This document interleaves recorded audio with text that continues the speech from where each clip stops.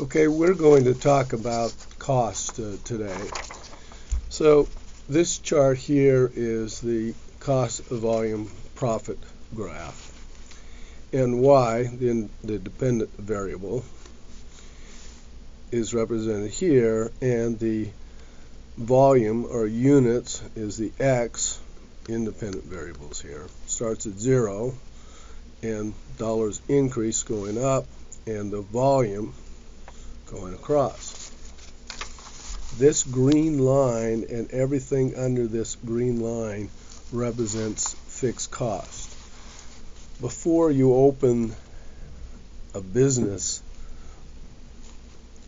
it costs you a fixed amount of money. So before you even open the door, it's going to cost you a fixed amount of money. It's the fixed cost.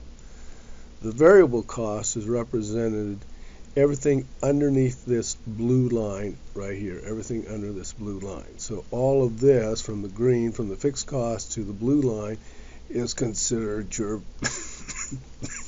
variable expenses. The blue line represents total cost. The total cost can be expressed in a formula. Y is equal to the variable cost per unit, plus your fixed expenses.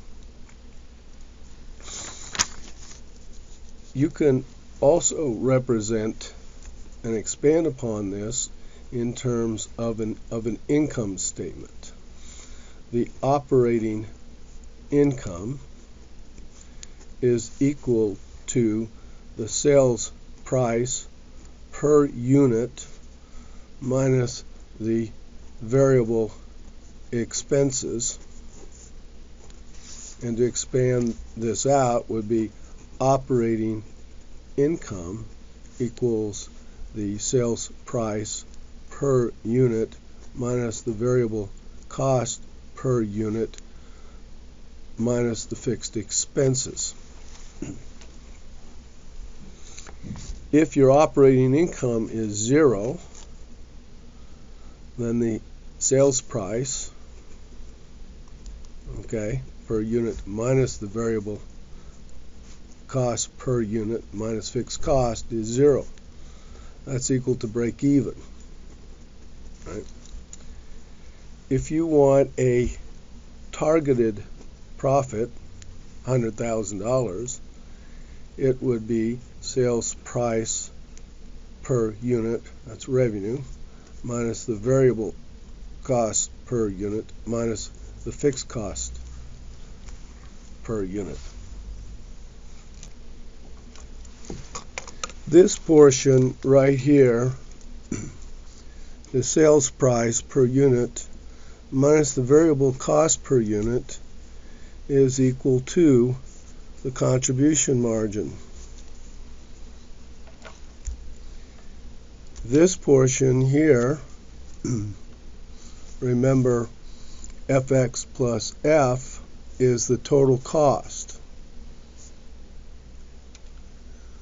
Okay, again, this green line here represents the fixed cost, $7,000.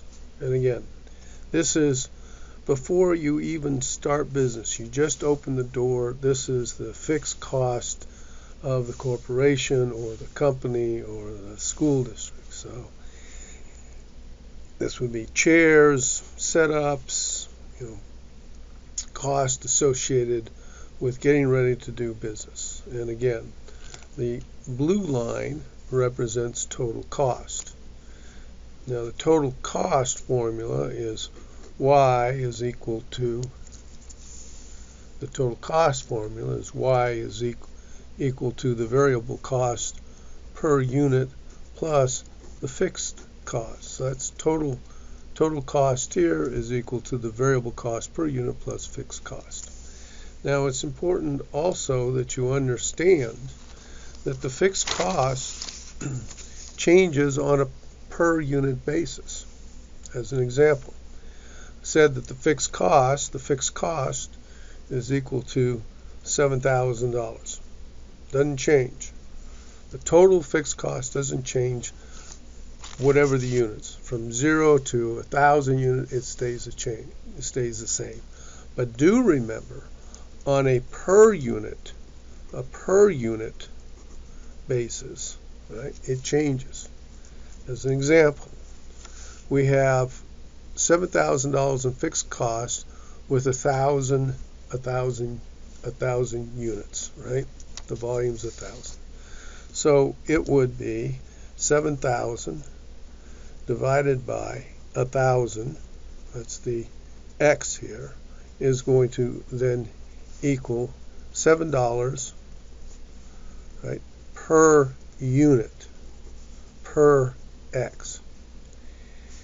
If we were then to take the $7,000 and we would look at 5, the volume just being 500, so 7,000 divided by the 500 units now is going to equal to $14, right? $14 per unit.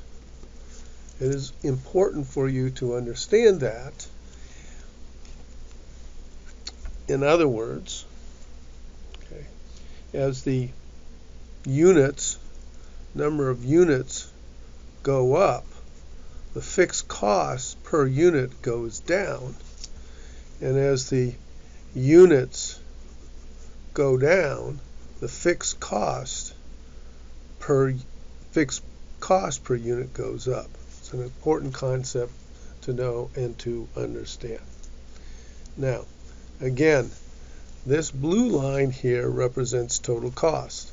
And again, the total cost formula is Y is equal to the variable cost per unit plus the fixed cost. Now, to find the variable cost, we can use what's called the high-low method for finding the variable cost and then calculating out what the total cost formula would be. So, here is an example. We have these months here, and this could be months, it could be years, it could be days, it doesn't matter. And then we have the total number of tests, it could be miles, it could be units, whatever it is. This actually, in fact, is the X, it's the I, it's the base, it's the volume. And each volume is associated with a cost. And here are the costs. Now, in the high-low method, what you do is you pick the base. The high base, which would be 4,200 units, and the low base, which is 2,500 units, and the associated cost, right, with each unit is here. And the variable cost in the total cost formula, variable cost per unit, right, plus the fixed cost, the variable cost, right, is equal to the change in the dollars divided by the change in the base. In this case, the base is the X, and these are the Y's, and this is the base is the volume or the unit. So let's work out this problem. Right? So we would look at the volume here.